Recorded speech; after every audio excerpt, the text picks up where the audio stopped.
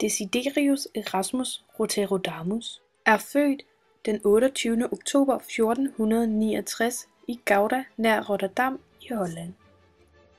Han er kendt som humanismens konge i 1500-tallet. Han udgav som den første Det Nye Testamente på det originale græsk.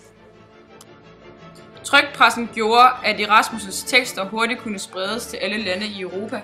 Han blev derfor meget populær. I starten var Erasmus og Luther enige i deres humanistiske synspunkter og kritik af kirken.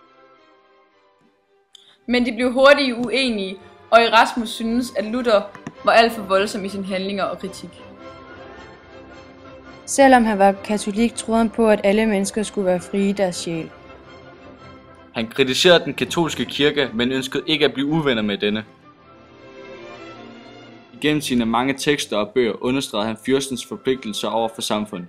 Den personlige interesse skulle undertrykkes til fordel for fællesskabet. Erasmus dør den 12. juli 1536 i Basel.